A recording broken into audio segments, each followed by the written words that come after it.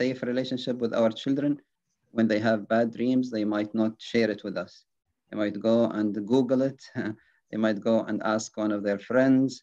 They might find somebody else to share that dream with. And sometimes they might end up with the wrong advice. So, subhanAllah, we are, as parents, we always want what's best for our children. We are good enough parents. We do the best we can given our circumstances. It does not mean that we don't make mistakes. We do make mistakes, of course, but our intentions are always good. The thing is, good intentions alone are not enough.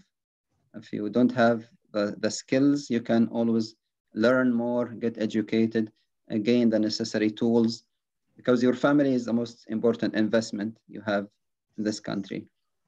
This is your investment in this world, and also they are your bank account in Akhirah. Basically, when one of us dies, the only thing that will remain, amalun, waladun salihun yad'u lah. So one of the three things that will benefit us in our graves is our children making dua. And in order for us to gain their dua, we need to have a relationship with them today. In order to be in your children's memories tomorrow, you have to be invested in their life today. So we cannot be absent or unavailable parents, especially when it comes to emotions. Many of us, we are very vested and quite invested when it comes to materialistic things. We buy our children everything that they want and they need. But some of us, we don't pay attention to their emotional needs. And subhanAllah, sometimes I say we are losing the American dream, chasing the American dream. We work long hours. We try very hard to give a good life for our children. But if we don't fill their emotional needs, then we are losing on their safety, their well-being. Because subhanAllah, we are not only a body, we are a body, a heart, a soul, and a mind. We need to feed all of these four aspects of our humanity. So Yusuf alayhi salam, he had a dream that was disturbing. He went to his father. He said, "Ya abati, inni ra'aytu ahada ashara kawkaban wa shamsa wal qamar ra'aytuhum li sajidin."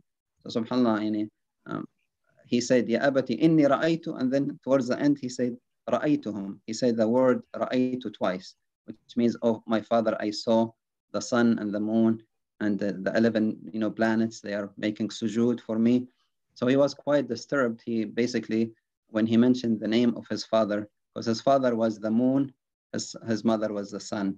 We know in Arabic, the sun is feminine and the moon is masculine. So when he said, وَالشَّمْسَ وَالْقَمَرْ رَأَيْتُهُمْ لِي سَاجِدِينَ. So when he mentioned Al-Qamar, when he mentioned the moon, when he mentioned his father, he basically, hesitated.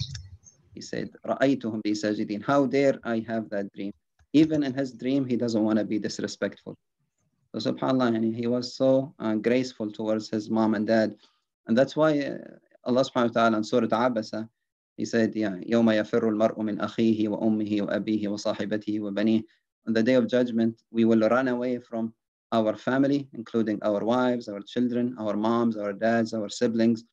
But in Surah Al-Ma'arij, Allah subhanahu wa ta'ala, he said, يَوَدُّ الْمُجْرِمُ لَوْ يَفْتَدِي مِنْ عَذَابِ يَوْمِئِذٍ بِبَنِيهِ وَصَاحِبَتِهِ وَأَخِيهِ وَفَصِيلَتِهِ الَّتِي تُؤْوِيهِ. He said, on the day of judgment, people will, sacrifice their families in order to be saved from the hellfire.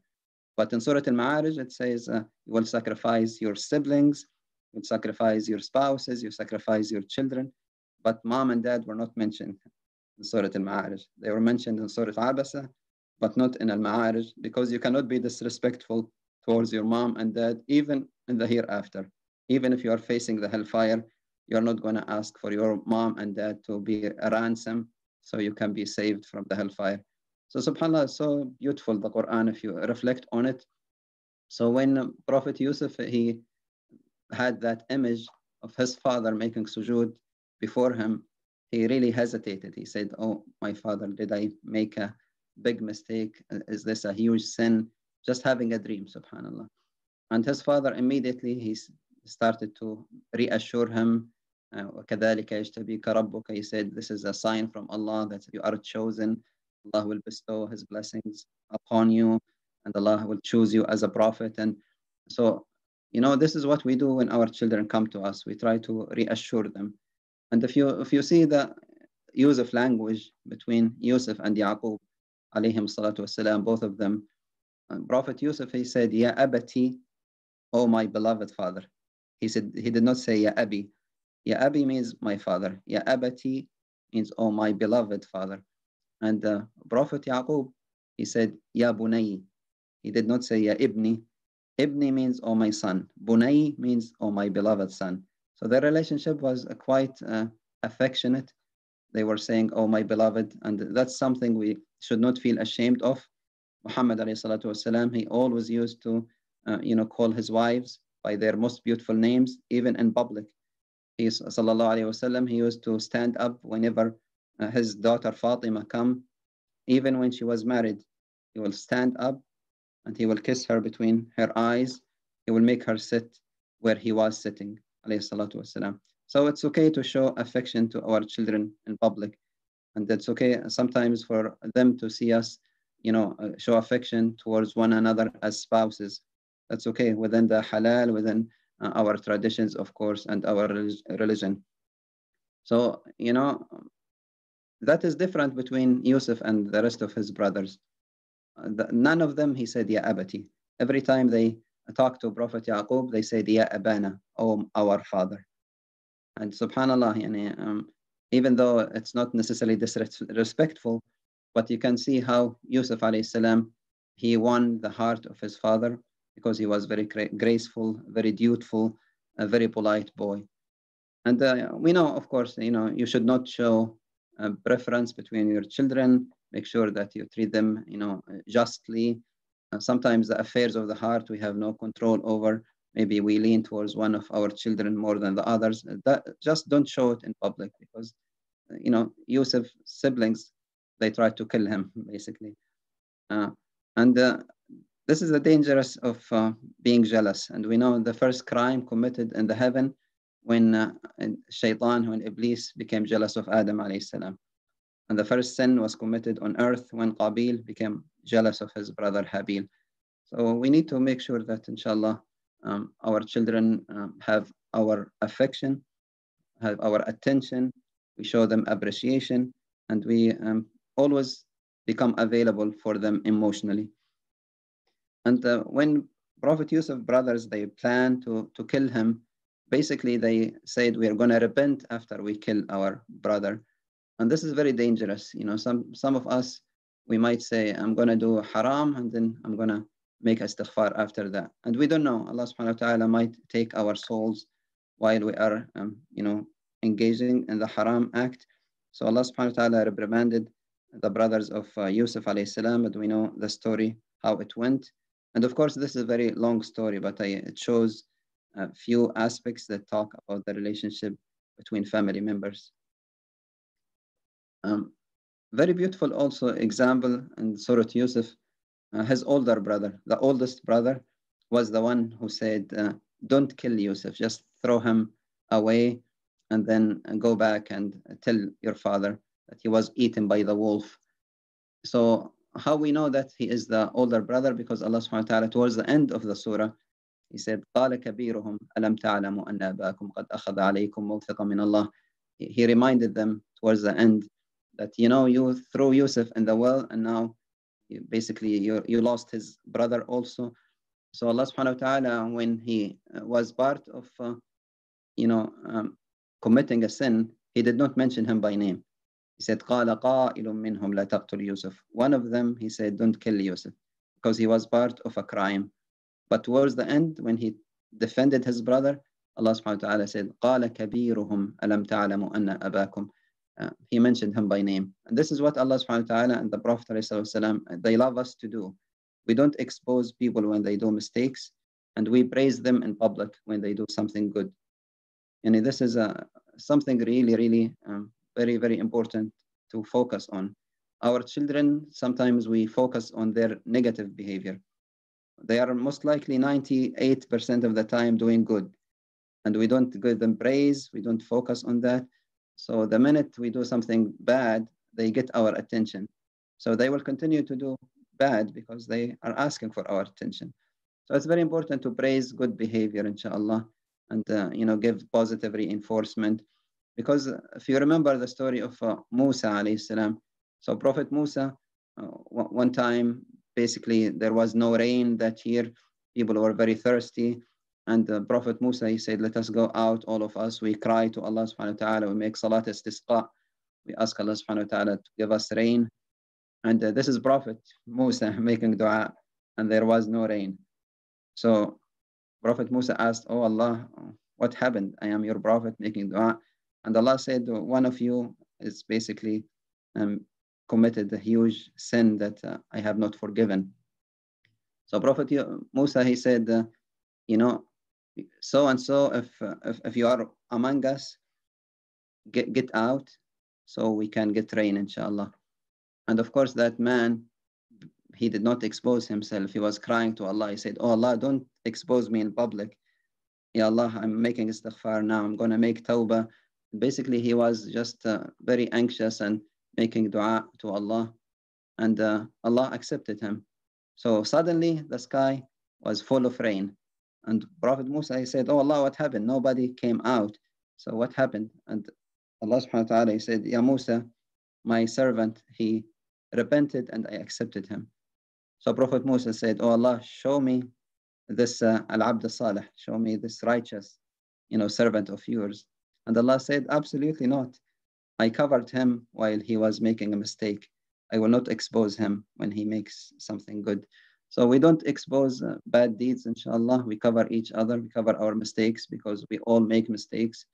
And Allah subhanahu wa ta'ala is the one who knows, who is better in the eye of Allah. La tuzakku anfusakum. Don't think you are better than your brother and sister, because Allah is the one who knows best.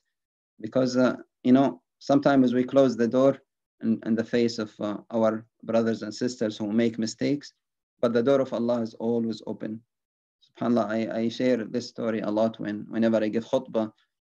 One of my relatives, he's the only one in our family who died in his sujood, even though he was, somebody who used to make mistakes, and he was known for, drinking alcohol sometimes, but he was extremely kind to his mother.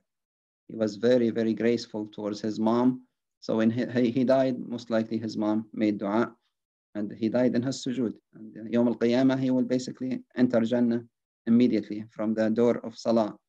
So alhamdulillah, we need, inshallah, to focus a little bit on showing each other appreciation, especially for good behavior. So this is the story of the older brother. And then the story of how your mom and dad, they grieve when they don't see you anymore. We remember story of Prophet Musa alayhi salam, when he was thrown in the river. Allah subhanahu wa ta'ala said, وَأَصْبَحَ فُؤَادُ أُمِّ مُوسَى فَارِغًا.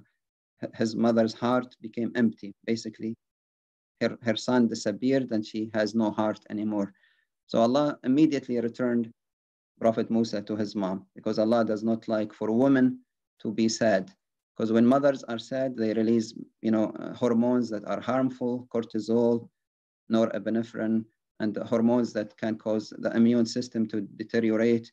And Allah does not like for the woman to be sad. He always said, لا تحزني, لا يحزن, كي لا تحزن. All of that, Allah does not like sadness for women. For Prophet Yaqub, he stayed a number of years waiting for his son after Prophet Yusuf went missing, because Allah was preparing Prophet Yusuf for something bigger. He's going to become the king of Egypt, and he's going to save lives and stuff like that. But that does not prevent the father from grieving. Prophet Yaqub, he started to grieve so much that he lost his eyesight, as we know. So sometimes our children don't know that. I mean, they take us for granted. And it's really unfortunate, because many of us, we only appreciate our parents after they are gone. So inshallah, we try to be available for our children, be safe role models around them, so they can, inshallah, appreciate us while we are still together. We come to, when teenagers get together, sometimes they go into something we call the mob mentality. So even if there is a good boy, somebody who does not do bad mistakes alone, whenever they go with their friends, they might get peer pressure, So subhanAllah, the oldest brother, he didn't want to kill Yusuf, but the mob mentality, the rest of his siblings, they told him, let us kill Yusuf. And he convinced them towards the end to basically throw him away rather than kill him. But the mob mentality can be very dangerous. We see many teenagers, they go into substance use and sometimes self-harm and sometimes even, deviant groups and extremist groups because of peer pressure. So we need to make sure that we know who our children associate with. We know that with what websites that they are reading, what books they are exploring. We make sure that, inshallah, if there is any change in their behavior, that we are paying close attention. So if your children are staying behind closed doors and they have their cell phone, you don't know what they are doing, that's really problematic. So you don't have to be a helicopter parent, but at the same time, don't be unavailable or neglectful parent either. It's okay to know who their friends are, what websites are. Maybe you can use a little bit of protection. Maybe they can, use the internet in the living room. It's very important for children not to sleep with their cell phone, basically. It is important if you can, mm, just have a contract with them. Maybe at 9 p.m., they can give you the phone to charge, and the charger is in your bedroom. And make sure you are a role model also. Make sure that you don't use your cell phone until 2 in the morning or always in Facebook, and then you ask them to keep eye contact. If you are not keeping an eye contact and you're asking them to do that, this is kind of a double standard that the children, they don't like. So inshallah, make sure, I'm not saying technology is always the enemy, but if there is a technology without supervision, it's exactly like if you are giving your son or daughter a car to drive before they know how to drive, or you're giving them a loaded gun before they know how to use it. So subhanAllah, the story goes on. There is this caravan that came and they found Yusuf alayhi salam. And one of them, he said, Ya Bushra hada ghulam. Oh, good news, there is a boy. So subhanAllah, it's so beautiful because our children are good news. Our boys and our girls are the most beautiful news that we receive from Allah subhanahu wa ta'ala, the most precious gift. And please don't forget this. Sometimes they get on our nerves. Sometimes we get very angry at them. The same child that you are basically dreading right now, you're very angry with, that they're giving you lots of grief, is the same child that you held on day one. You look them in the eye, basically when they were just born, and you said, I'm going to love you unconditionally. I'm going to be there for you regardless. The same child is still there. They just need you to maybe do a little bit of digging. Maybe you need to, open a channel of communication, build a bridge of trust. And this is, of course, two-way street. So our children, we're giving them the same advice, inshallah. When you come to them, they receive you. We know sometimes maybe we are a little late, but it's better to arrive late than to never arrive. So it's okay, inshallah, to start improving the relationship, even if your children are teenagers or even they are going to college. That's okay, inshallah. And subhanAllah, the people who took Prophet Yusuf, they sold him for very cheap amount, very little money. And sometimes you don't know what is the value of something that you have until you lose it. So here, the people, they underestimated Prophet Yusuf alayhi salam. They didn't know his value. He's going to become the king. He's a prophet. He's a son of a prophet, a grandson of a prophet, great grandson of a prophet. So subhanAllah, sometimes we don't know the value of even ourselves, because Allah subhanahu wa ta'ala, he created us to become his khalifa. We are the representatives of Allah subhanahu wa ta'ala. So with that, there comes knowledge and wisdom and responsibilities and making sound judgments and good decisions. And you do that if you are always engaged in acts of ihsan. And I know, subhanAllah, we've been stuck in our homes for over 100 days now. And alhamdulillah, we are not in refugee camps, or our families are still together under one roof. So it's a blessing that we are stuck with our families. And this is a beautiful thing, alhamdulillah. But sometimes we take our restless and anxious energy on one another, Sometimes we don't know what to do with our free time. Sometimes we are really angry because of things that are not working the way that we wanted to. And I'm going to mention a few things that what we can do during the time of quarantine to help with our anxiety as a family. But I think something that helped Prophet Yusuf, both when he was, down in the well or he was behind closed doors in the prison, was acts of ihsan. He was always muhsin. He was always graceful, subhanallah. Even the people who talk to him in jail, they say, Inna naraka min al-muhsinin. We see that you are quite a graceful person. Most likely he was helping them, giving them a priority with the food or the bathroom breaks, or he was always mentioning Allah to them. And even though one of them was a criminal, he tried to poison the king.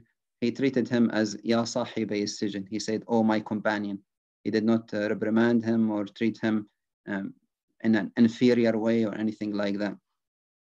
Prophet Yusuf, one of his biggest, tests was that he was given the perfect moment to commit a huge sin. She said, Hayta lak, I am ready for you. She was the wife of the king. She was a very beautiful woman. She locked many doors, and it was just him and her. And he said, Ma'ad Allah, innahu rabbi ahsana mathwai. He said, a true character will shine in times like this, in times of difficulty, in times of hardship. So our children, sometimes they get tested with, bad websites. And we know right now haram is one click away. And it's very, very common. Don't say this is a Muslim community or they're going to Muslim school. And these things happen all the time. Even sometimes questions about the same gender and questions about their own identity. And it happens a lot in the Muslim community. And we don't have to always be punitive. Our children, when they have questions, they will come ask us if we are safe. If we are like Prophet Yaqub, they will come because they feel safe around us. But every time they come to ask us a question and we send them away, we get angry. We say, don't ask these questions my way or the highway. Then they will not feel safe and they will find the answer somewhere else. SubhanAllah, so Prophet Yusuf was given many, many difficult tests. He was thrown by his brothers. He was taken as a slave. He was a refugee. He was tested with, the temptations. Basically, his brothers accused him again of being a thief. Many, many tests, but he was quite self-restrained because Allah prepared him to save many, many lives when he became the king of Egypt. And he said, Ma'ad Allah, innahu rabbi ahsan mathwai. He ran away from haram and he ended up running away towards Allah. And this is what happens when you walk away from haram. That means you're walking towards Allah subhanahu wa ta'ala. And it's always helpful to keep our doors, connected to Allah subhanahu wa ta'ala and make that very clear to our children. Don't tell them you are a bad boy or bad girl because you made a mistake. Their behavior maybe was bad or unacceptable, but they are still lovable human beings. They are still somebody that we gonna love unconditionally, inshallah. So, Prophet Yusuf was muhsin, was making a dream interpretation, also in ihsan. I talked about the two people who was with him in the same prison. Basically, he said, Ya sahibi sijn, oh my companions, and he gave them exactly the dream interpretation they asked about. And subhanAllah, dream is what started the story of Yusuf, and dream is what ended the story of Yusuf alayhi salam. Basically, when the king, he saw that a famine was going to come to Egypt, and Prophet Yusuf was able to interpret that dream and save thousands and thousands of lives. This is how he became the treasurer of Egypt. He was muhsin, and that's what Allah subhanahu wa ta'ala want us to do. This is why Yusuf alayhi salam was chosen. And he alayhi salatu wasalam, نفس التي was mentioned in Surah Yusuf. I'm going to just maybe mention this and then stop. Yusuf alayhi salam, in Surah Yusuf, Allah said, وَإِنَّ النَّفْسَ لَأَمَّارَةٌ بِسُوءٍ. So a nafs al-ammara is a nafs or a soul that is asking you to do haram. And then there is a nafs al-lawama, which Allah mentioned in Surah Al-Qiyamah, la uqsimu bin nafs al-lawama.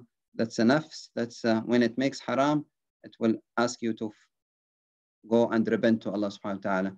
So it's restless nafs. Whenever you make haram, you don't feel good about it. You feel, regretful. You show remorse. And that's a sign of iman, alhamdulillah. We all make mistakes. And then the nafs al-mutma'inna is what's mentioned in Surah Al-Fajr.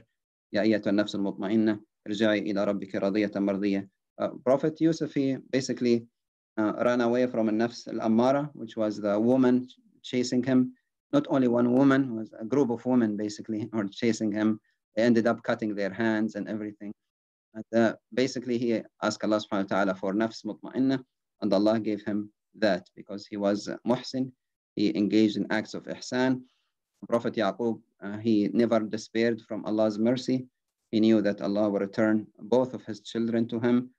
He basically smelled Yusuf alayhi salam from thousands of miles away. And he said, Inni la ajid riha Yusuf. I can smell Yusuf alayhi salam. Here is a blind father, and he can basically smell the love of his son from thousands of miles away. And this is something, it's not an exaggeration. We know as parents, alhamdulillah, whenever we show love to our children, we sense that feeling in our hearts. Sometimes when there is something not going well with our children, we have a bad feeling. And something is going good with our children, we have, happy feeling, alhamdulillah. So the three ingredients and the three gifts that I'm going to leave you with, inshallah. Allah subhanahu wa ta'ala, he said, he chose Yusuf alayhi salam, إِنَّهُ مَنْ يَتَّقِي وَيَصْبِرْ فَإِنَّ اللَّهَ لَا يُضِيعُ أَجْرَ الْمُحْسِنِينَ. If you have taqwa, if you are conscious of Allah subhanahu wa ta'ala, وَيَصْبِرْ, and if you have patience, فَإِنَّ اللَّهَ لَا يُضِيعُ أَجْرَ الْمُحْسِنِينَ. Allah subhanahu wa ta'ala will not, make your hard work go in waste. And this is, if you maybe want to focus on this as the ingredients for being a good mother or good father, and be first taking care of the relationship between you and Allah. So taqwa, muraqabah, make sure that you are watching, what you do because Allah subhanahu wa ta'ala is watching you, not watching you because he want to punish you, but he's watching you. It is like a loving relationship.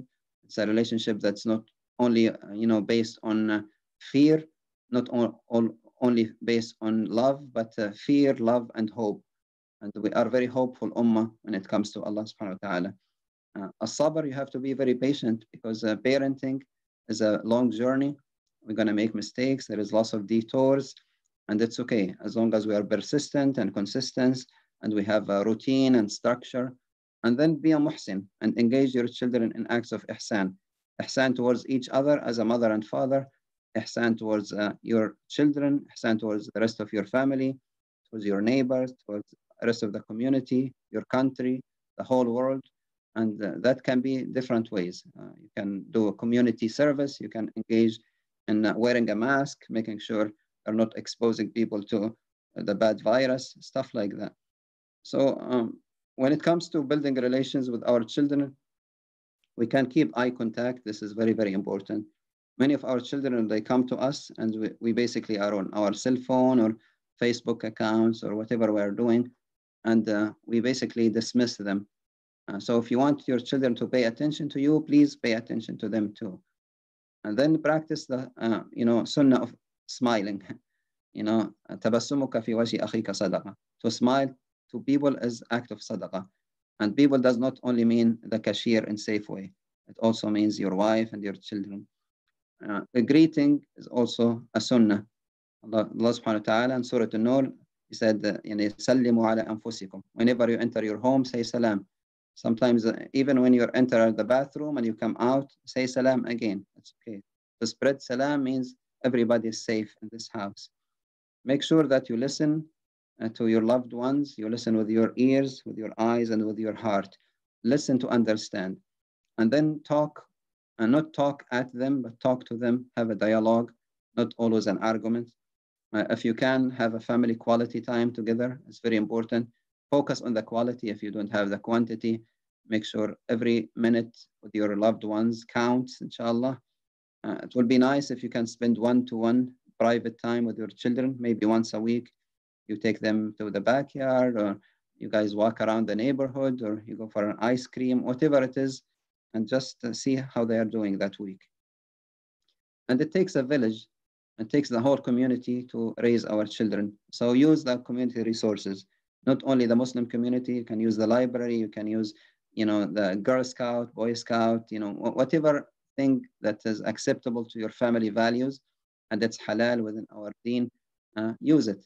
Most of these resources are free, alhamdulillah, especially here in Oregon. Basically, you can do everything for free. Then the outdoors here are amazing, alhamdulillah. And the best thing you can do for your children, other than connecting them with Allah subhanahu wa ta'ala, with the Prophet alayhi salatu wasalam, is to make sure you build very strong character for them. Al akhlaq is very important. And you show that by being loving towards their mom.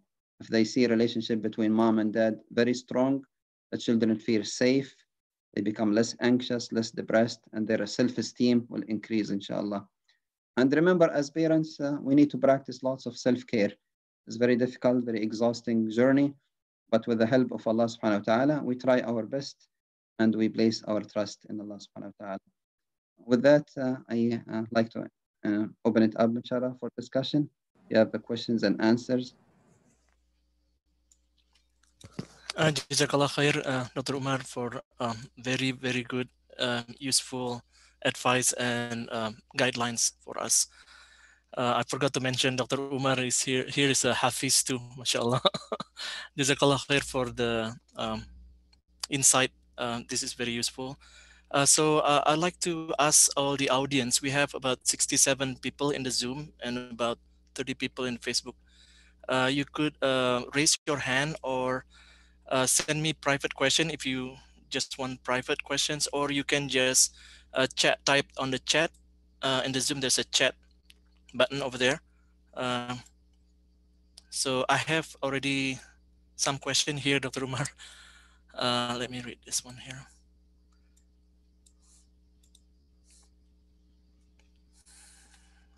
So one of the challenge is the teenagers usually they don't want to be patronized. What will be the best strategy for parents to talk to them? Yeah, subhanAllah. I So mean, it depends on the definition of what we mean by patronizing our children. Of course, we don't have to be dictators. At the same time, parenting is not really democracy. Many of us, we want to be our children best friends. It does not really work that way. A friend is somebody their age. Make sure that you're a friendly parent, but you cannot be their best friend. I mean, it's wonderful to be friendly, to be available, to be emotionally safe, but nobody likes to be lectured.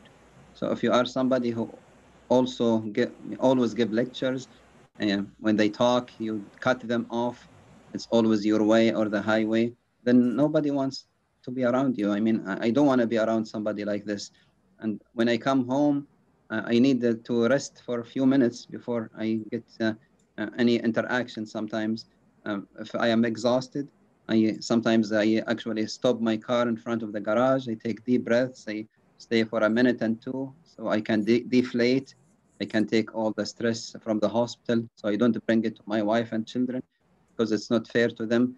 So if you are very stressed out at work, or you had a fight with your boss, or things are, there's a pandemic, or things are uncertain, the future is very unclear, it's not your children or your wife fault. They did not bring the virus, they did not cause the tension at work. So inshallah, we leave any problem at work, and we don't take the problems from home to work either.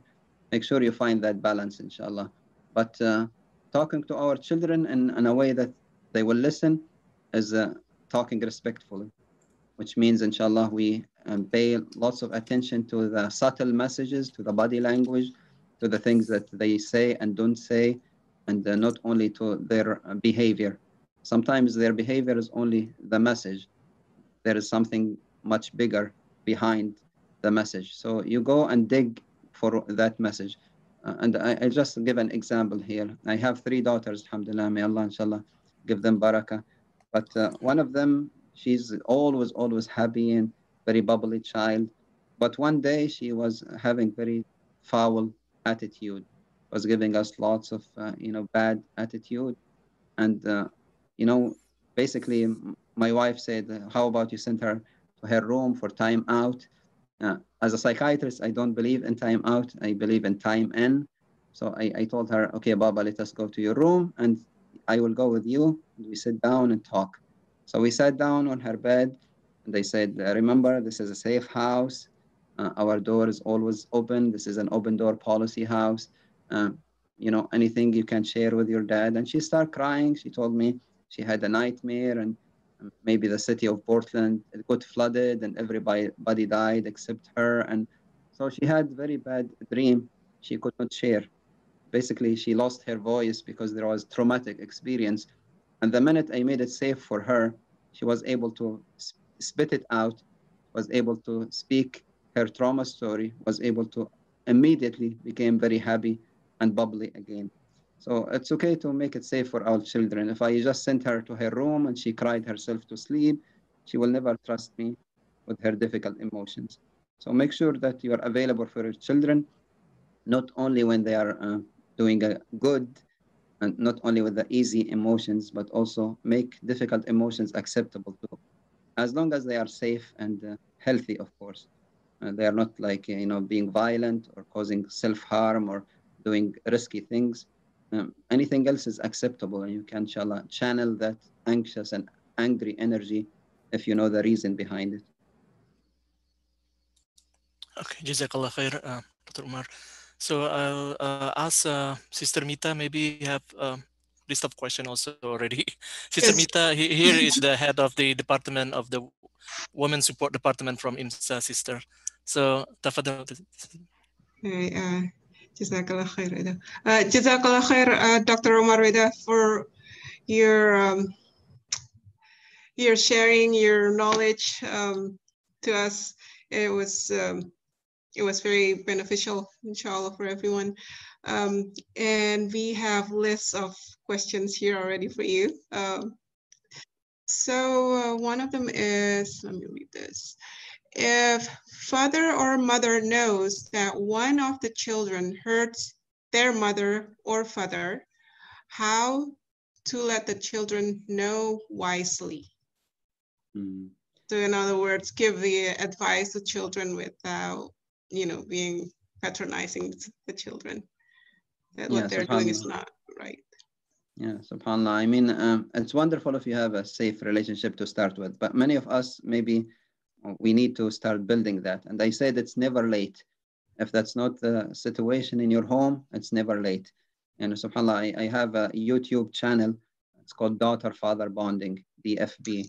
And we have 60 videos. Me and my daughters, we created 60 videos for how to improve the relationship between children and their parents.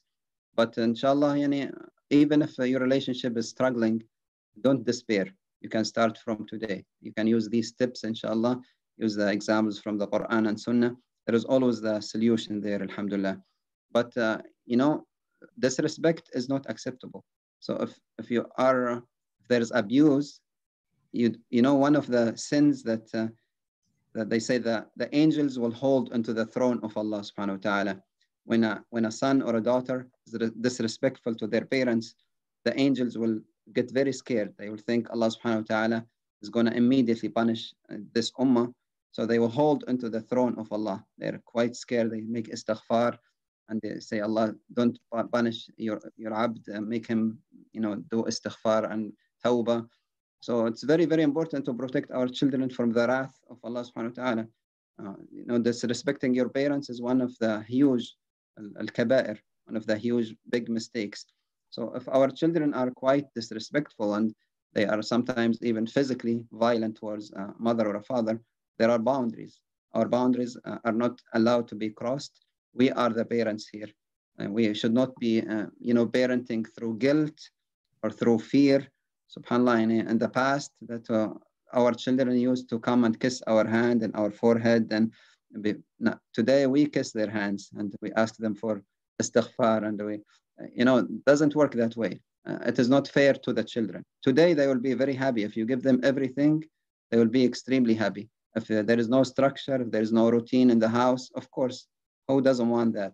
If there is always candy and you can sleep whatever time you want and wake up whatever time you want, and there is no routine. Don't worry about your salah. You can combine your namaz, whatever it is. This will make the children, fail in the future, because when they graduate, when they enter the real world, nobody will be as merciful as you are. So the real world will treat them very harshly, and then they will say, how come my mom and dad did not put boundaries or limits?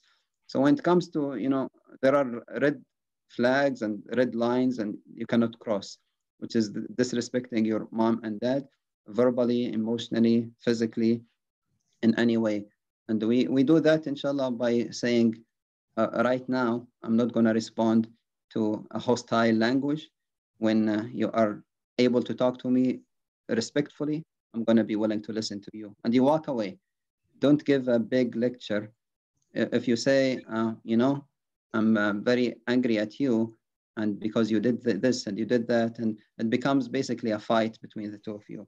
If you do make basically a promise that you're not going to talk to them for until they basically use a better language, and then you break your promise, they will know that you are not serious. They will continue the abuse.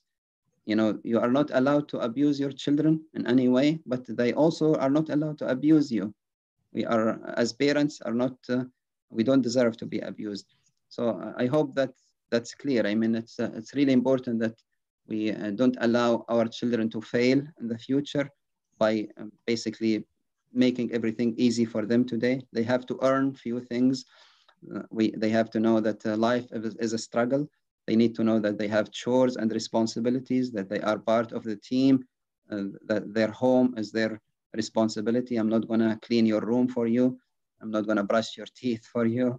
I'm not going to do your homework when it is late, or if you are crying because you've been playing the whole weekend and Monday morning you want me to do the homework for you.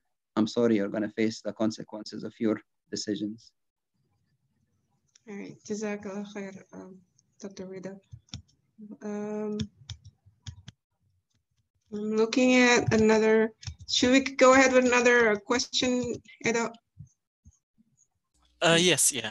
Okay. I have one privately sent to me. How we make our best da'wah to our kids, for example, after for daily communication, because we cannot rely on the Sunday school. After praying together once a day or once a week, we don't want to like teach them too much. They feel like it's too much, or what is the suggestion? Yeah, Jazakallah khair. We need to find a balance. So, subhanAllah, sometimes when it comes to Quran and Sunnah, we say, okay, don't overdo it because they're going to hate their religion.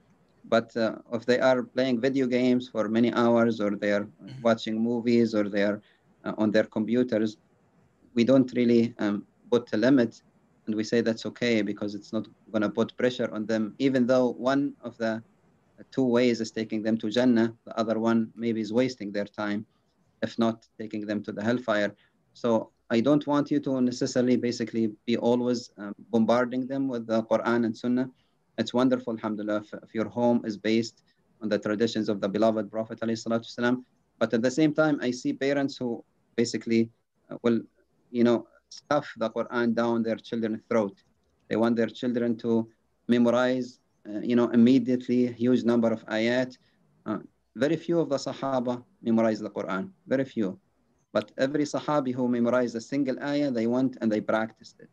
And this is what Allah wants us to do. We put the Quran into action. We become a walking Quran. So, take it easy when it comes to, the Quran and Sunnah, and try to make it fun also, make it interactive. Let them research ayah or a hadith, or do a family game. Make sure that maybe the 365 days with the Quran, with the Prophet ﷺ, with the ahadith, there is a huge benefit to that, kind of books. I use them with my children all the time. You can one day we do the Quran, one time we do the Prophet ﷺ. There are 365 days, so every day of the year you have basically a story ready for you. There are many beautiful things online, inshallah, and I can maybe share some of the resources if you like, inshallah. Inshallah, jazakallah khair, Dr. Umar. MashaAllah. Um, there's one question. Sister Mita, you can go ahead with your question if you have the list. Okay, all right. So there's another question. What the wife should do in a bad marriage? So in the situation where SubhanAllah. We know, SubhanAllah, Allah subhanahu wa ta'ala, Surah Al-Ankabut, He said, Inna awhana al-buyut la baytul ankabut. The worst home is the home of a spider, because there is lots of abuse that happens there. You know, when the man and woman, basically the male and female spider, they finish their relationship, the woman will eat the man. And then the children, when they are born, they will eat their mother. There is lots of violence in the house of the spider. So Allah subhanahu wa ta'ala, He wants us to don't be like a spider. Our homes have to be based on mawadda wa rahmah, mercy and affection. Allah said about the marriage, وَأَخَذْنَا مِنْكُمْ مِيثَاقًا غَلِيظًا. It's a sacred contract. And remember, you know, the woman who left her family, sometimes she left her country, sometimes she basically gave up on her dreams to make you pursue your own, the one who gave you the most beautiful gift, your children, the one who's faithful to you, the one who basically staying home while you are enjoying friends and going out of the house. She deserves to be treated like a queen. If you want your wife, if you want your home to be a kingdom, treat your wife like a queen. Yeah. If you want your wife to be like an angel, make your home piece of paradise. Angels don't live in hellfire. So make sure don't turn your house into unsafe house. Rasulullah, he said, خيركم خيركم لأهله, the best among you is the best to their family. Some of the women Sahaba, they came, they said, "Oh Prophet of Allah, our husbands, they abuse us, you know, verbally and physically." He said, لَيْسَ أُولَئِكَ بِخِيَارِكُمْ. They are not the best among you. He said, the one who hit his wife or basically demean his wife in any way is not the best of the Sahaba. And if you don't speak up, if we don't speak up, Allah subhanahu wa ta'ala will speak up on behalf of the voiceless. And this is what He did in Surah Al-Mujadala. A woman came and she started to complain about her husband to the Prophet ﷺ. Before she finished, Allah made the whole surah. He revealed Surah Al-Mujadala, a long surah. He said, قَدْ سَمِعَ اللَّهُ قَوْلَ الَّتِي تُجَادِلُكَ فِي زَوْجِهَا. Allah had listened to her complaint from 7 heavens. So it's don't take it easy. You're going to be basically fighting Allah subhanahu wa ta'ala. Allah is standing between you and those that you oppress. Oppression does not go anywhere. If you oppress a daughter of someone, in the future, somebody will come and oppress your daughter. So if you don't want your daughter to be treated badly, don't treat a daughter of somebody badly. Shukran. Another question here, Dr. Rita. So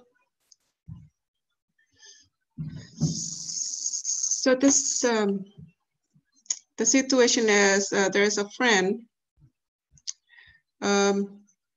Her husband just passed away, and as a mom, she tried to be tough in front of their kids, also with their kids. So I think her behavior changed towards their kids, or she tried to be balanced between, you know, playing role as a mom and as a dad at the same time. Do you have some advice as a mom and dad too right now, how to talk to them and make them relax, and for the kids to open to their mom? So she has 2 preteens and 1 young adult. Okay. So I mean, I think very important to find the balance, especially if this happened recently, because some families, they stop talking about what happened. They don't grieve. They don't have any closure. They don't start a journey of healing. And this is quite harmful. Other families, they might become very angry. They take their grief on one another. They see each other as enemies. That's also is another extreme that's harmful. So I think right now, if the death is recent, it's a golden opportunity, inshallah, for healing. This can actually make the family a bond and become closer together if they start to make it safe for each other to express their emotions. And expressing our feelings, it doesn't have to be like through interrogation. I don't go and say, oh, you have to cry right now because your father died. Especially, it looks like the children are teenagers and one of them is young adult. And so it's not easy for people to open up unless things were already easy for them before the passage of their father. And that's a huge deal when one of the parents die, subhanAllah. When my mom died, Allah yarhamah, in 2016, I couldn't speak for about 4 days because my mom was basically my best friend. And subhanAllah, she died and she had like severe dementia. So even though I was in Libya, I went from here and I was able to reach Libya before she died. Alhamdulillah, I was holding her hand and everything, but she did not remember who I was. Basically, there is this guy holding her hand, and so I did not have the closure. She, I didn't hear her say "I love you" or "I forgive you" or anything like that. So I couldn't really have closure until she was very kind, very generous to come and visit me in a dream. Allah yarhamha, she came in her dream and she basically told me that she was in Jannah and alhamdulillah, everything is okay and she loved me. And that gave me closure. But if we don't have that, closure, sometimes we take our emotions on one another. I become irritable, I lash out, I become easily angry, or I can shut down, I withdraw into my room, I don't talk to anyone. Both are difficult extremes. And if we just make the house a safe house for people to express their feelings, we can do that through, activities like this. For example, I always use like these paper plates with my children. So, for example, this one, you just start with drawing a human body, and I'll ask them, and this is something that we do like a grounding exercise, how to ground yourself when you're anxious or restless or angry. Grounding means you live in the here and now, you live in the current moment, that you just pay attention to the things around you. What are basically the sounds that you hear? What are the sights that you can see? Some of the smells that you can smell, some of the taste that you can taste, and things that you can touch with your hand. So this is a one, very, very simple example you can do, maybe to express your feelings or, anchor yourself and ground yourself. So I told my children, what are two things that ground you? So the things that ground you are your feet, okay?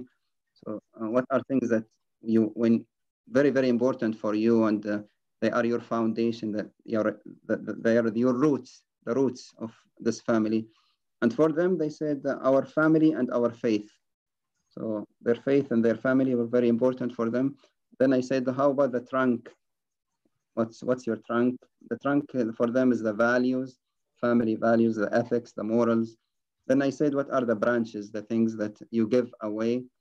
And for them, it was self-care and also community service. Uh, Basically, when we finished, it was like this, family, faith, values, random acts of kindness, and self-care. So this is an exercise you can do very, easily with the children. And actually, after they finished, they basically they did it more fancy than I did it. You can just cut things and easy things to do. Maybe you can use something like this. You tell them, okay, in this family, we were not used to talk about our emotions. But now your dad have gone to Jannah. We need, inshallah, to honor his memory. We need to celebrate his life by being more safe around one another. And we do that through opening more communication. So usually we take about our body, what are things that we can do to take care of our body. And usually these are things like healthy diet and exercise and sleep hygiene, stuff like that. Then you tell them, what can we do to take care of our heart? So what are the things that you can do for your heart, things you can do for your soul, and things you can do for your mind? Because we are made of body, heart, soul, and mind. Okay? So these are a few things that you can start a dialogue with your family. And psychiatry, as a psychiatrist, we don't only use, the biological aspects of treatment. We don't only use medications. We say, yes, there is a biological aspect. Maybe you need medications or sleep hygiene or healthy diet, but also maybe there is a psychological aspect. You need to talk to someone. You have to express your feelings. You have to know that you have the right to have emotions. The Prophet ﷺ, he cried in public. He ﷺ shows affection in public. He shows anger in public. All of his emotions were acceptable. And then there is a social aspects, how to improve your social aspects by being a part of a community, by inshallah having good friends that care about you. And then your spirituality, a relationship with Allah subhanahu wa ta'ala, with the masjid. And we know subhanallah because of the pandemic, maybe we are struggling because our masjids used to close. Alhamdulillah, our masjid is finally open for only 25 people. So inshallah it will open completely soon. But these are things that we can do. If the children are a little younger, I use actually sometimes cartoons. I don't know if you know Finding Nemo. Finding Nemo is one of the cartoons that are quite good for children emotions, because Nemo was very, very anxious child, because his father was very anxious father, because his father was a traumatized parent. He saw his wife die in front of him. So basically, he wanted to protect Nemo, and Nemo became very anxious boy. And eventually, his father was able to face his own fears and basically swim with the sharks. And you remember that story. If you don't know Finding Nemo, you can watch it with your family. It's wonderful. And also another one recently is called the Inside Out. Inside Out is a young girl. She has five different emotions: anger, fear, joy, sadness, and disgust. And basically, the children can talk about their feelings because there is a cartoon character that made it okay for them, benign, non-threatening language. So these are some tips, inshallah, you find them helpful. But if your children are hiding behind closed doors, they're putting a wall between you, a wall of cold emotions, don't let them stay behind the wall for a long time, because maybe they are thinking about self-harm, maybe they're having dark thoughts, and especially when a loved one dies, the children might feel guilty. Maybe they haven't had closure. Maybe the last interaction with their parent was not a good one. And they might even have suicide thoughts and things like that. And inshallah, we try our best to protect each other. So at what point is it necessary to professional help case, Dr. Omar? Yeah, mashallah. So as we know, most of us, we have symptoms, especially during times like this, during the pandemic. We have symptoms does not mean we have mental illness.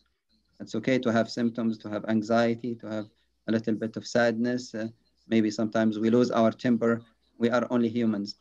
But if you notice that you have consistently have depressed mood, if you are having dark thoughts, if you are thinking of using weapons, if you are engaging in self-harm and risky behavior, if you are using substance, if you have what we call psychotic symptoms, you hear voices or you see visions or you have delusions that you believe in things that other people don't believe in.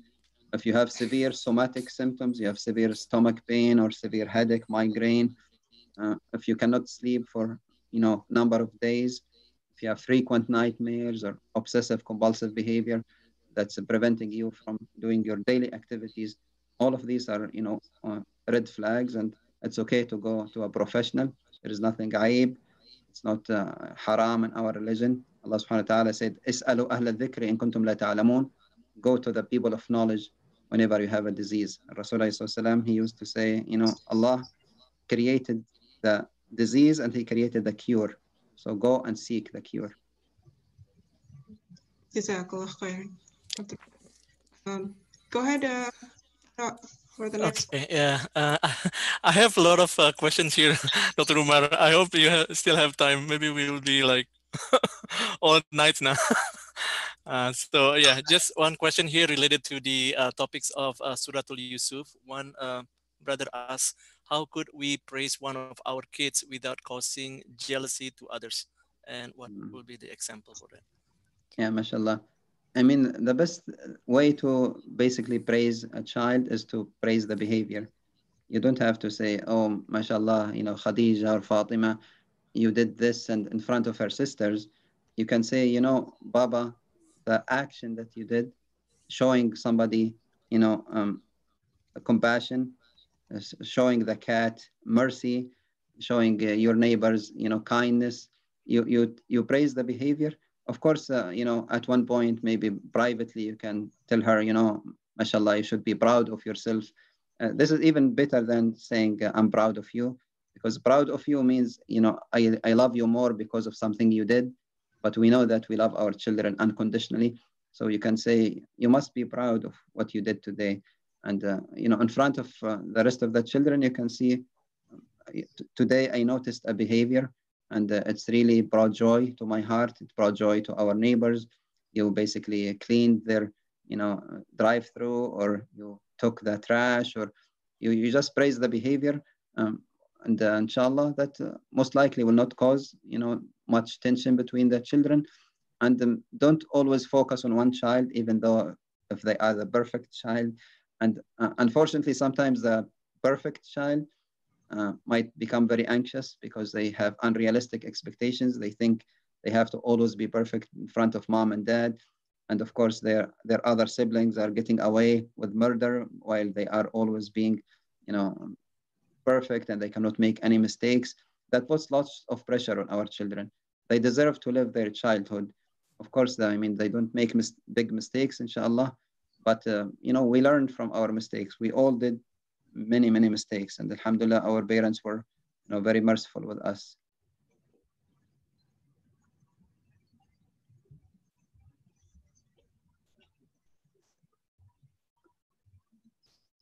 I think there's a question here about, is it Yeah. better to... Yeah, so the answer the question from teenager, would you rather I had no friends or friends you don't like? This is teenager question to the parent basically. Yeah, subhanallah. It is difficult. We need to know our children friends. These friends have to share our values, and even if they are not Muslims, as long as they share our values, that's acceptable, alhamdulillah. Um, but sometimes we don't allow them to have any fun, any joy. We basically are suffocating them with, overprotection, and that will only bring very anxious children. So it's okay, to give them the foundation, and then let them, inshallah, have a room to experience some freedom, and make it safe for them. If the freedom is too overwhelming or too dangerous, that they can come back to your shadow, and you can contain them with your hanan and with your affection. So find that balance, inshallah. As long as you place lots of strong foundation in them, the first 7 years are very important to, inshallah, give them a foundation of affection, and lots of maybe teaching through play. The second 7 years until age 14 or so, you basically raise a strong foundation of character. You focus on the virtues of, because they are now getting very close to puberty. And then after that, basically, you allow them from time to time to have, freedom. Maybe they can go with their friends to the mall, maybe friends that you trust. From time to time, they can bring their friends to your home, and under your supervision, they can have a movie night. Or so just make sure, you don't give them 100% freedom, but at the same time, don't let them live in a prison. Shukran, Dr. Umar. There's another question: how you incorporate discipline for computer usage in the house among younger children and youth? Sometimes the youth spend more time in the computer compared to the younger kids. How do we tell the younger kid that it's okay for the older brother to do that, but not okay for them because they are too young to spend too much in front of computer? Yeah, It's subhanAllah. like people who works for computer, maybe they like their parents like, why papa's in front of the computer all the time? Yeah, subhanAllah. I mean, something I did, and it's working for me at least. I'm not a computer engineer, so alhamdulillah, I don't have that pressure of always needing to be behind the screen. But I only open my computer after the girls go to bed. So they go to sleep at 9. Anything I need to do, catch up, I'll do it between 9 and 11 or whatever it is. Depends on Salat al-Isha, of course, and this is very flexible. But basically, whenever the children are awake, I try to delay whatever that can be delayed. Sometimes, if it cannot be delayed, I say, okay, everybody has 1 hour on their, um, devices. and that 1 hour is here. Nobody goes to their room. Everybody will work together in the day room or the living room or on the dinner table, whatever it is. But make sure on the dinner table when you are eating, nobody uses their devices. Dinner time is a sacred time. This is a family time. That's a discussion time. This is time that we use to bond with our loved ones. But I mean, who say that children, we have to give them, computer time based on their age? It doesn't have to be that way. It's not because you are 14 that means you have to do 14 hours on the screen, and your 3-year-old will only do three. Doesn't have to be that way. I think that the computer use, basically the pediatric association, they said mostly 1 hour, 1 hour a day. And if the children can do their homework, and that's wonderful. Maybe on the weekend you can give them a little bit of privilege. If they finish their chores, you use that as a part of the reward system. But please know what they are watching, and if they are wasting too much time, sometimes the children will say, "Oh, I don't know how to speak Arabic," or "I did not memorize this surah because I was busy." And when you go and you watch the history of their devices, you say that they're playing on video games for 7 hours. 7 hours, most likely you can memorize any surah you want. So, Alhamdulillah, find, inshallah, that balance, but make it also clear that yes, you are right. Your older brother, older sister, they have extra homework, they have extra responsibilities. That's why they have a little bit of extra time. But I want to assure you that we try to use our time productively. And you also watch your computer usage and be a role model. If you are not practicing what you preach, then this is a problem too. Shukran, Dr. Umar. One question asked to me privately here: how to handle the youth that there is no motivation to learn the Deen? Uh, they have excuse. They see conflict in the masjid, behavior of some Muslim in the masjid, or so they lose interest in studying the Deen due to worry about hypocrisy. Thank goodness. That's unfortunately very very common thing in our children, and I think we are the ones to blame for that, and the parents, and especially those who are involved in the masjid leadership. Our masajid are not attractive for our youth. Our Sunday schools are not really inviting, and the children have better alternatives. The alternatives are very very attractive, so they rather go to somewhere that's very shiny and very fun than somebody who has an accent and telling them very boring story about Fun. somebody who lived 1500 years ago. I mean, we have to make our deen also fun, and that's why the story of Yusuf I chose today, because basically you can just be mesmerized, and the youth, even teenagers, they will be mesmerized if you relate the story of Yusuf to them. Say, this is somebody who was in your shoes, somebody who's full of youth, full of beauty, very healthy, and a woman invited him basically to do haram. And you know, Rasulullah, he made the masjid very, very safe place. One of the young Sahaba, he came and he said, "Oh Rasulullah, إذن لي بالزنا."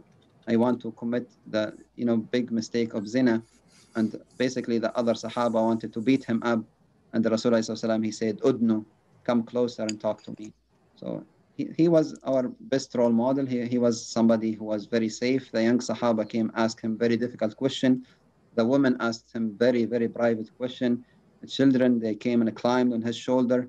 So if we pretend that we love Muhammad, then we should make our masjid like the masjid of Muhammad alayhi salam. So we have a long way to go. I'm sorry for the young brother or sister who is asking this question. I don't have immediate answer. We're working on it, inshallah. And I think, as long as we try to make our homes safe and our masajid safe, our children will always come back because they are good children. Jazakallah khair, Dr. Umar. Mita, go ahead with the next question, inshallah. Okay. All right. There is one question that is sent to me privately, Dr. Marida. This question is, I think we need to discuss this. So the sister asked,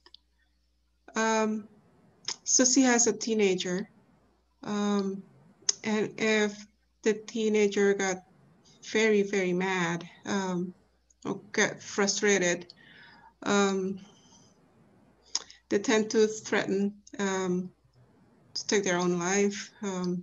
That no, so what the parents should do in this case, is it something that um, the parents need to be worried about, or is it because the kids just is just upset and they just want to release their stress out, or is it something that um, do they need to bring their children the child to the doctor?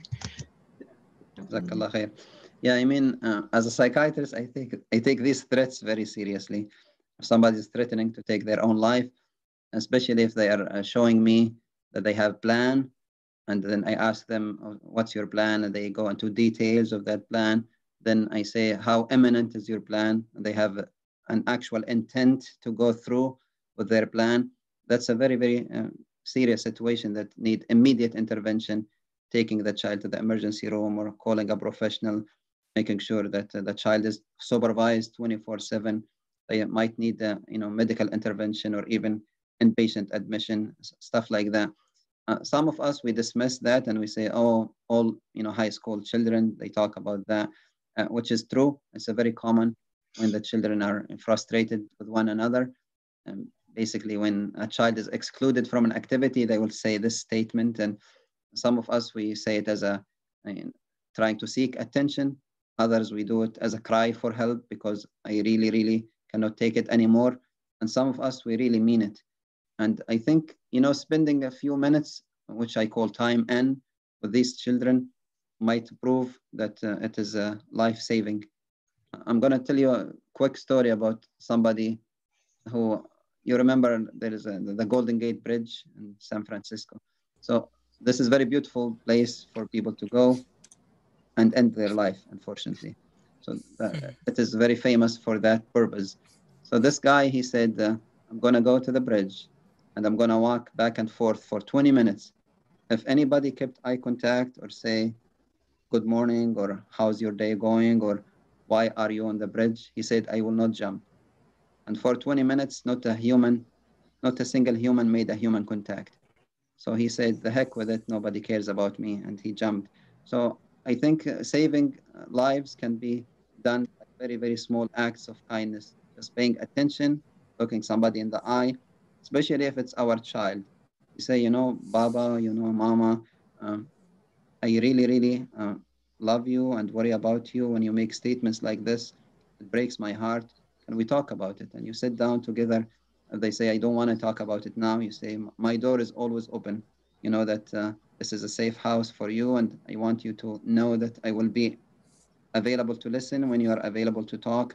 But please don't underestimate these statements. I mean, uh, make sure that you reach out to the children. You don't have to be intrusive, but at the same time, don't dismiss it. Maybe you can sit with them on the sofa, watch TV together, or join them in the activity that they like. Or sometimes we don't join our children hobbies because they don't make sense to us, or because the technology is too advanced for our age, or maybe we don't understand the culture. But the only way to understand the culture and the technology is to engage with the children. So if they want to show you something on Snapchat or Instagram, that's okay. Just watch it with them, or um, be cool for a few minutes, because that might make it safe for them. Jazakallah khair. There's another question that was asked privately as well. As a mom, sometimes the sister is a little bit strict and sometimes easy to get emotional. Um, do you have some advice how to control emotion so the kid will listen when parents talk to her or him? Mm. I mean, the best way to control emotions is to release them and release them in a healthy and safe way. So subhanallah, and you find a way for you. And that's why I said self-care is very, very important. Find things that ground you. If you are basically running out of energy, make sure that you take time out. It's okay to take time off and request breaks. And if there is too much on your plate, make sure that you know your boundaries and be assertive and let people know that you also have needs. You are not a machine. Even machines need breaks, otherwise they break down. So make sure, inshallah, you request these breaks. Make sure you take care of yourself because you will notice if you are refreshed, if your basic needs are taken care of, you become less angry with your children. If you are missing something, if you have not slept well, if you have pain, if you don't have a bathroom break, most likely you become more irritable with your children. So before you become angry at them, say, okay, let me look at the context why today they are getting on my nerves more than yesterday. Then examine your inner state. Say, okay, what are the needs that are not met right now? Let me go and take a cup of coffee. Let me drink, juice. Let me sit down for a few minutes. And then by the time you want to engage with them and punish them, you'll find, oh, it was not worth it. 5 minutes of break that I took care of myself. They did the same behavior yesterday and did not bother me.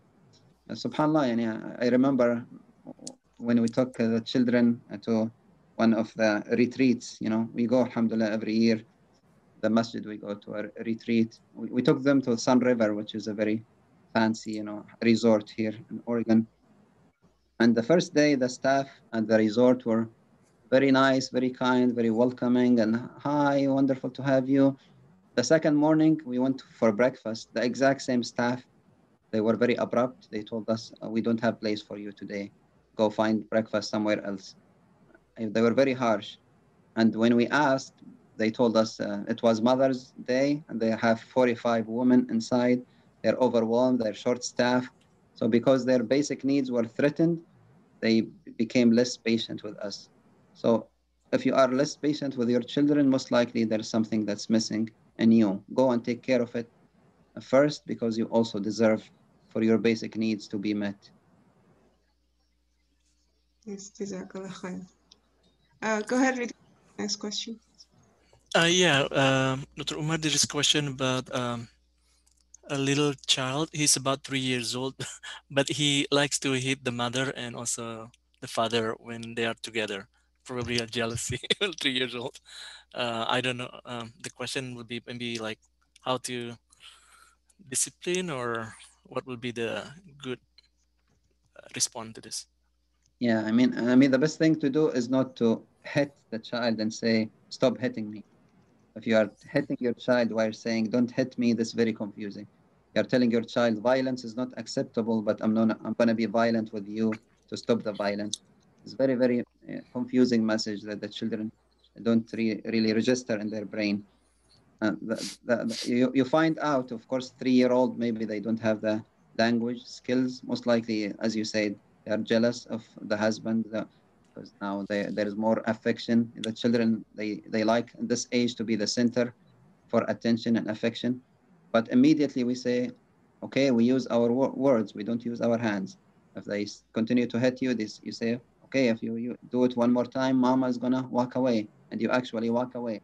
They will cry the first time. You say, okay, if you want mama to come back, you're going to be respectful to mama and to baba. And we're not going to only use your words. We use our words. In this house, we use our words. We don't use our hand. Just be like a broken record.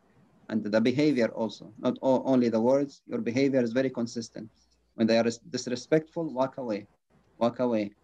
Show them the cold shoulder. Rasulullah, that's the treatment he did when he was mad at his wives, when he was mad at the Sahaba that did not join the battle. Surah At-Tawbah, the end of Surah At-Tawbah, he was very angry at 3 Sahaba, basically, and he did not talk to them for long, long time. So the ignoring the behavior that's not dangerous, don't ignore it if it's dangerous. If they are bringing a knife and they want to stab you, of course you don't want to ignore that. But make sure, inshallah, you can use a little bit of ignoring the safe behavior and just tell them why you are ignoring them. It's not because I don't love you. I love you unconditionally. Right now, the behavior is unacceptable. When the behavior becomes acceptable again, you have all the time to come and cuddle with mom and papa. Okay, thank you, Dr. Umar. There's a brother asked me about this privately. How, as a dad, I talk to my daughter, 24 years old, who wants to get married, but with different religion. Mm. I mean, this is, of course, difficult. We know, I mean, you have to have a religious counselor, of course. I'm not a religious scholar, so talk to one of the scholars because most of the ulama, they said, لن يجعل الله للكافرين على المؤمنين سبيلا. An unbeliever cannot marry a believing woman because it's easy for them to influence her and stuff like that.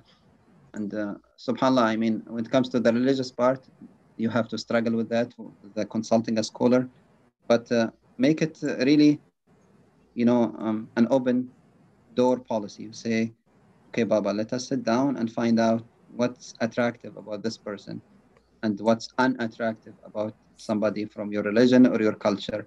You find out maybe there are misperceptions, maybe there is anxieties about the religion, maybe there are unrealistic expectations. Some of the children, they think if I marry a Muslim man, there are this one, two, and three, because maybe their father is also strict, or maybe there is domestic violence in the family, and maybe the American lifestyle is better, maybe other religions are showing more kindness, even though Islam is the most kind religion. Rasulullah was the most kind husband.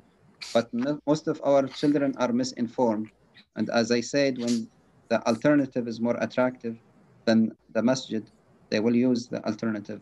So we need to make our masajid, our youth, also our boys and girls, quote unquote, attractive to one another when we raise them the right way, when we give them the right tools.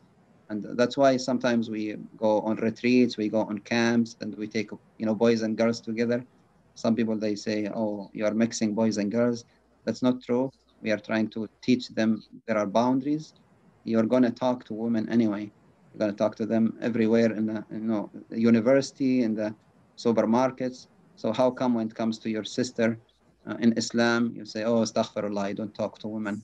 We know that we talk to women all the time. So as long as we find the boundaries. So I think, some of the children are misinformed, or there's an emotional void in their heart because of something that we did not do, or something we did wrong. And as long as we ask for forgiveness, we say, Baba, I was very harsh father for you growing up.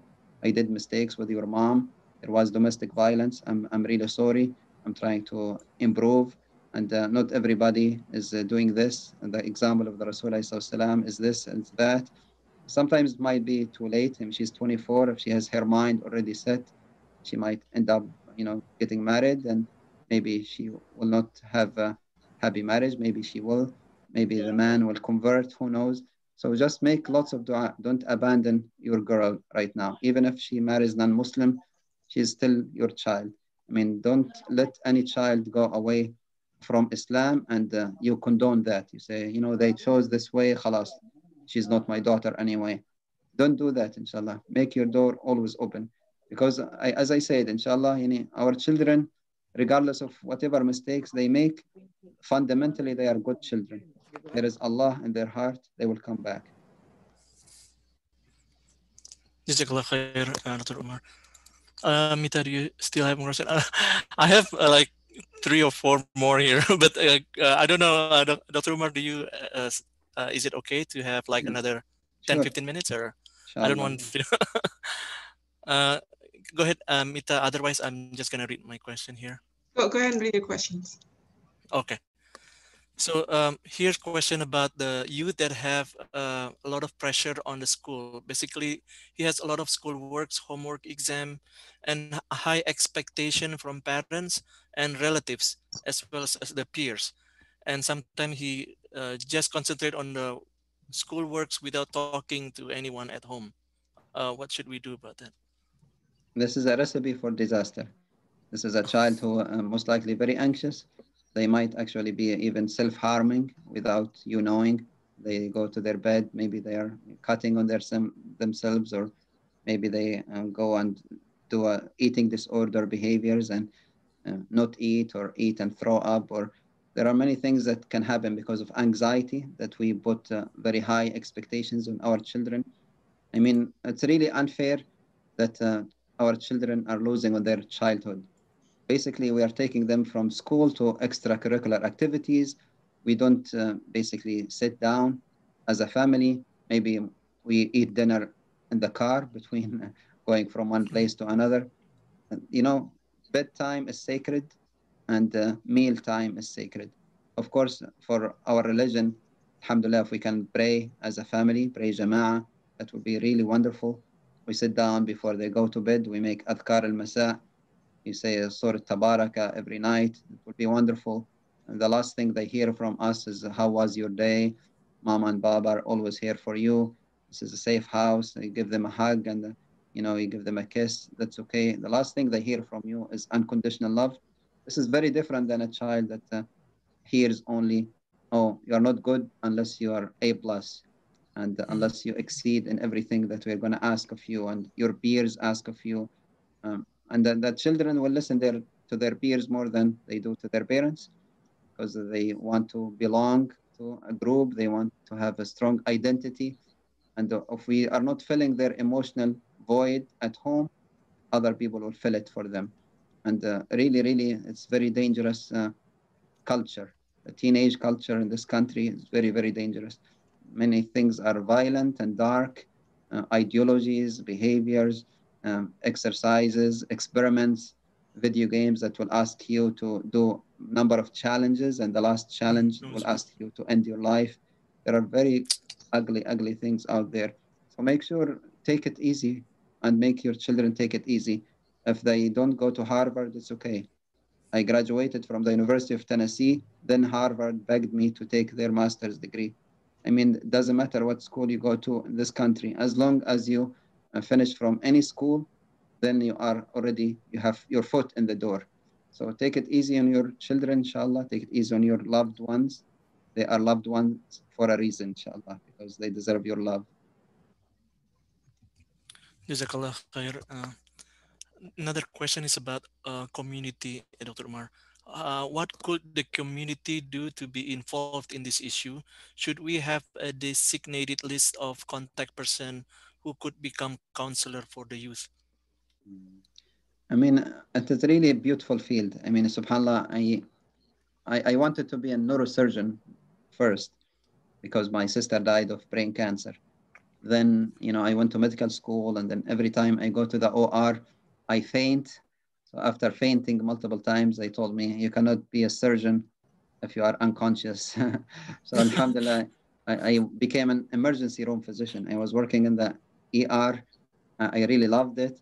But then Mr. Gaddafi, my name was on his blacklist because of my humanitarian and social activities. So I have to leave Libya and become a refugee, and ended up in the US. But then I got matched to a psychiatry position, University of Tennessee in Memphis, and it's really the best field in medicine. I really love it because you sit down and you mend broken hearts. Yes, maybe you don't do heart surgery, but you really do heart surgery when you basically help a family, you save somebody's life from depression or drug use or even suicide.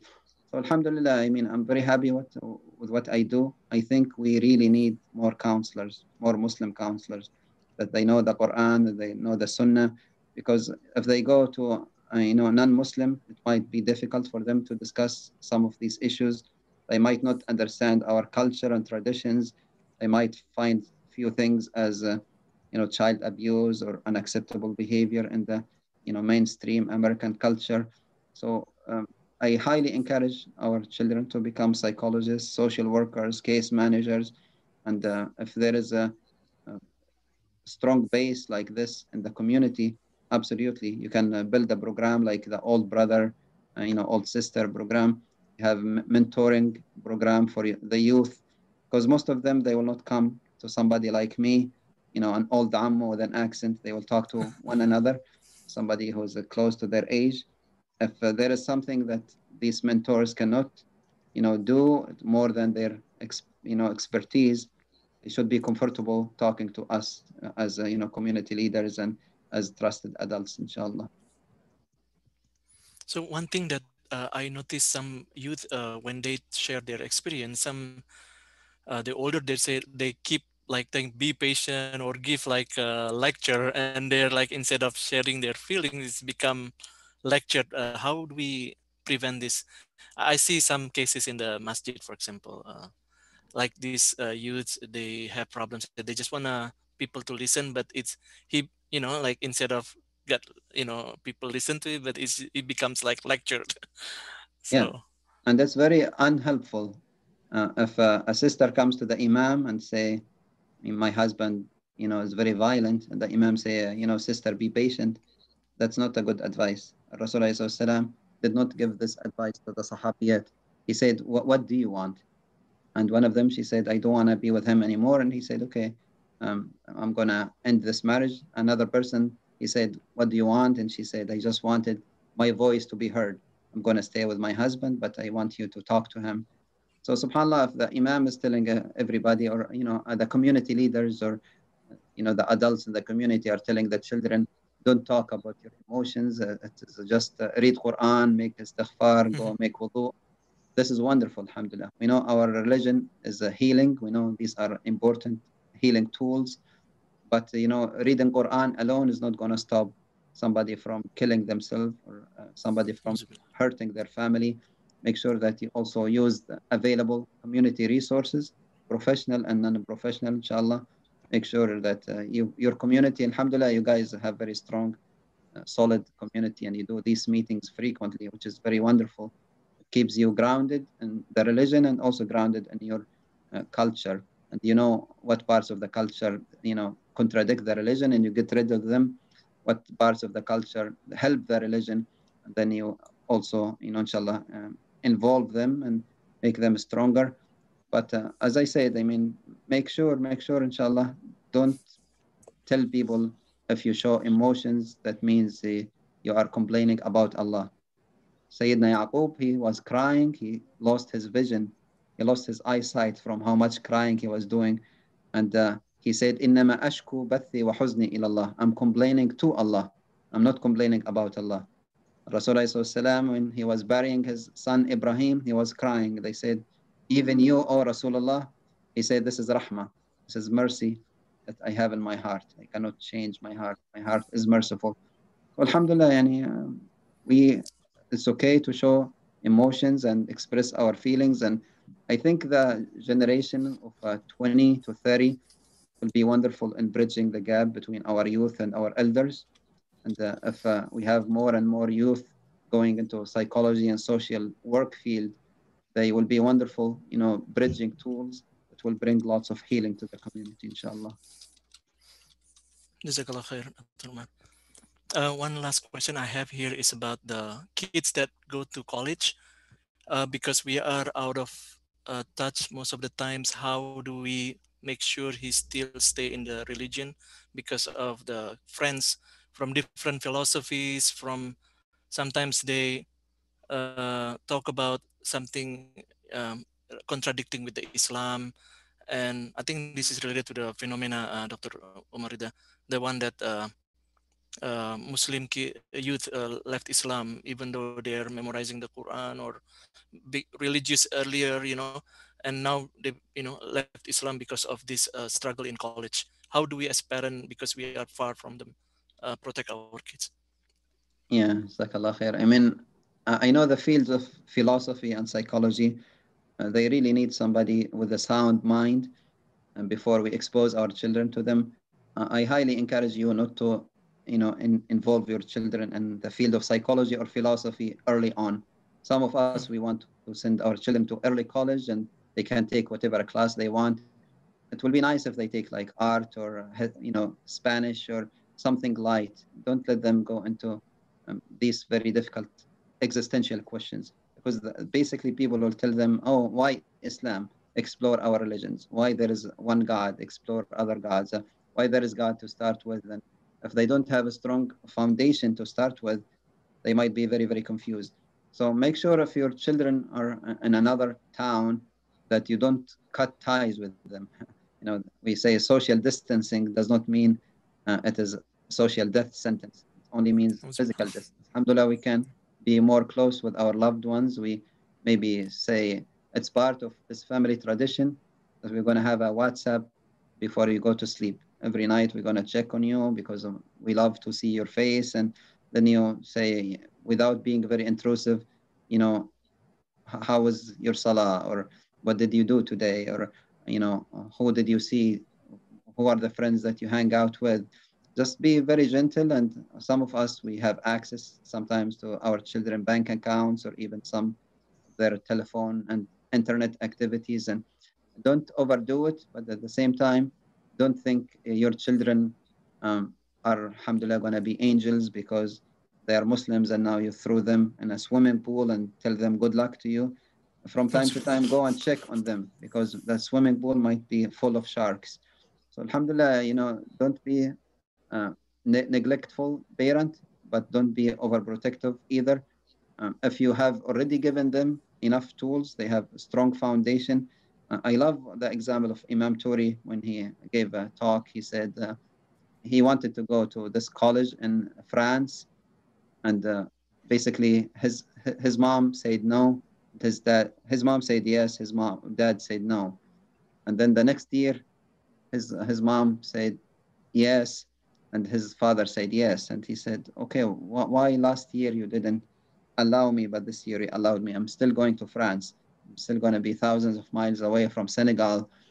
And he told him, because I got to you first, before anybody else will get to Mm. you. I already put Allah subhanahu wa ta'ala and the sunnah in your heart. So I'm not worried about you anymore. So if we give our children strong foundation, inshallah, we make lots of dua for them, Allah will protect them. Of course, they will make mistakes. Many things are legal in this country. Marijuana, many relationships are legal. Alcohol becomes legal for them. If they end up making mistakes, we you make lots more and dua, more getting close to Allah, rather than punishing them and alienating them and saying they don't belong to us anymore. Some of the children might walk away from the religion, and they just wanted somebody to say, we miss you, we want you back. If we just leave them to the shaitan will eat them. So inshallah, whatever mistakes they make, this guy, he killed 99 people, and then he came and he said, can I make tawbah? They told him no, so he killed 100. And then some scholar, he told him, of course you can make tawbah. The door of Allah is always open. And Allah accepted his tawbah. So who are we to close the doors of Allah, regardless of what mistakes our children do?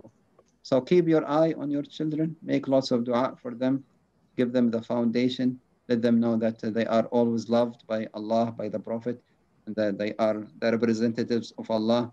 Everything that they do, they should have Allah and the Prophet in each eye. They have their family reputation. They have, you know, their sisters' reputation. They think about everything before they make a mistake. And inshallah, check on them. And that's the best you can do, I think, making dua. Shukran, Dr. Umar. Jazakallah khair. That's all my list of questions here that I received. Mita, do you have some or? Yes, I do have some questions. I hope you have time for us through Marina. Okay. Really appreciate you here. All right, so I think there's a two-part questions. They're they're related. I'll just lump them together. All right. So Dr. Omar, as a psychiatrist, do you agree about ruqya for protecting the kids, or maybe as a healing therapy for depression or mood disorder? So that's ruqya, the first question. And the next question is, how about hypnotherapy? Is it okay if we, as an ordinary people, learn and practice hypnotherapy? So it's about ruqya and hypnotherapy, Dr. Umar. Yeah, Jazakallah khair. And that's why I said, it's very important for, alhamdulillah, mental health professionals to have a little bit of religious backgrounds. It's important for our imams and our religious scholars to have a little bit of psychological and social background. I think that will be a beautiful combination. So I absolutely believe in the power of ruqya as an accessory tool, not the only treatment. It's one of many treatments. So if somebody needs the water of Zamzam, needs a surah from the Quran, wonderful. We do that. But at the same time, if they are scoring high on the depression inventory, if they have symptoms that they need treatment by medications or by having sessions with a psychologist, we do both at the same time. That will give better results. So yes, I believe in ruqya, I believe in the power of the Quran, and I believe also that Allah gave us other cures that we can combine the two without contradiction. When it comes to hypnosis, it can be tricky. I mean, it's not easy to learn. It's not easy to master. It really needs lots of experience and supervision. I remember one day in the University of Tennessee, basically we were only 4 residents, and this professor, he is from England. He has very deep voice, and basically when he talked to you, you go to sleep immediately. So he told us, okay, go and extend your hand in front of you, and he told us to close our eyes, and then he started to talk, and he said, 1, 2, 3, open your eyes. And the 3 other residents, they have their hands straight. I had one hand like this, one like this. And he said, Omar, you are very easy to hypnotize. And he put me down on the sofa, and he basically put me to sleep. He said, go to the most beautiful place, the most peaceful place. And I said, okay, I want to spend time with my mom, because I haven't seen my mom in many years at that point, because I was a refugee and everything. So he basically said, stay with your mom, what she's doing. I'm like, she's making tea, green tea with mint. And I was basically enjoying the time with my mom. And he said, 1, 2, 3, wake up. And I did not wake up. And he said, oh my God, Omar, you really miss your mom. I will give you more time with her. So he gave me 15 more minutes to spend with my mom. And he said one time, one of his patients was in trance for 1 week. For 1 whole week, he couldn't wake her up. So it's very, very dangerous if you don't know what you are doing. So make sure if you are going to practice hypnotherapy that you do it professionally. Don't do it online. Don't go to somebody shady. People lives and mental health is a big responsibility before Allah. Don't take that lightly.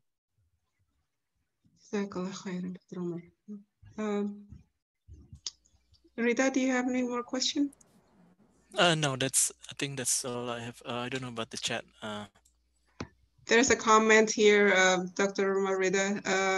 MashaAllah, Jazakallah khair, Dr. Omar, for sharing your knowledge. We really enjoy and learn a lot from you. May Allah reward you. May Allah bless you. It was my pleasure. Yes. So yeah, for those who Dr. Umar mentioned about Imam Turi, he's our Imam, Imam Turi from Senegal here in the Masjid, Bilal Masjid. So he's graduated from Sorbonne, right, Dr. Umar? Imam Turi is okay. Yeah. So just wanna give some reference. So if there's no other question, maybe we can conclude this talk. I can give Dr. Umar for some conclusion and also making dua for all of us, inshallah. Jazakallah khair. I mean, I think the best thing you can do in this country is to invest in your family. Your family is the American dream. Don't lose the American dream, which means don't lose your family. And I think the best thing to bond and heal our families if we turn to the best example, Muhammad alayhi salatu wasalam, and to use the beautiful examples in the Quran. Today we talked about Surah Yusuf. You can maybe this week have Surah Yusuf as a bonding exercise between you and your loved ones. Go over the lessons and the surah and deeply go and reflect on it, inshallah. I'm sure your children will really enjoy it, inshallah. And I ask Allah subhanahu wa ta'ala with his most beautiful names and attributes.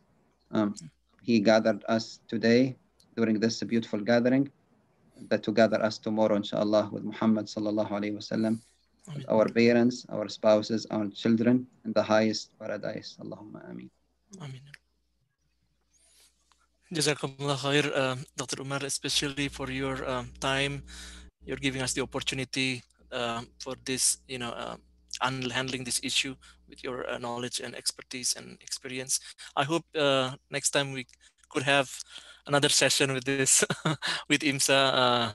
Oh yeah, just for information, IMSA is Indonesian Muslim Society in America. It's 22 years now since it's established.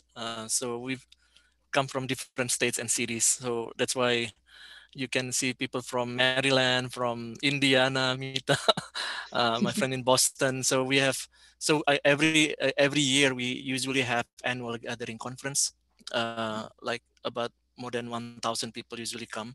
Last MashaAllah. December we had in Chicago, previously in New Jersey, San Francisco. So yeah, so that's basically Indonesian Muslim Society.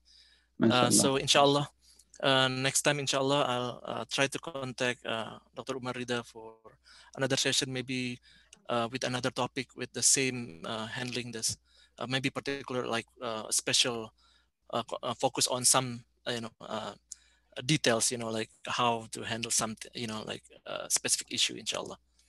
Yeah, Uh, mashallah, inshallah, it will be my pleasure. I mean, one of my dreams is to visit Indonesia and Malaysia. The people are so kind, and I heard only good things about you guys, mashallah. Inshallah. we are from different country, Malaysia, Indonesia, but we share the same language and culture. Mostly, most Indonesian Malaysians share Muslim culture, inshallah. So yeah, so we conclude our meeting today with Kafaratul Majlis and then Suratul Asr, inshallah. Subhanaka Allahumma wa bihamdika asyhadu an la ilaha illa anta astaghfiruka wa atubu ilaik wal asr innal insana lafi khusr illa alladhina amanu wa amilus solihat wa tawassaw bil haqq wa tawassaw bis sabr. Jazakumullah khair again, Dr. Umar and everybody for joining us. Inshallah, we send again if there is any event next time. Thank you again, and may Allah put barakah in our activities tonight, inshallah. Amin ya rabbal alamin. Wabillahi taufiq wal hidayah. Wassalamualaikum warahmatullahi wabarakatuh. Wah. Thank you again, Dr. Umar. Jazakumullah khair. Jazakallah khair. Jazakumullah khair.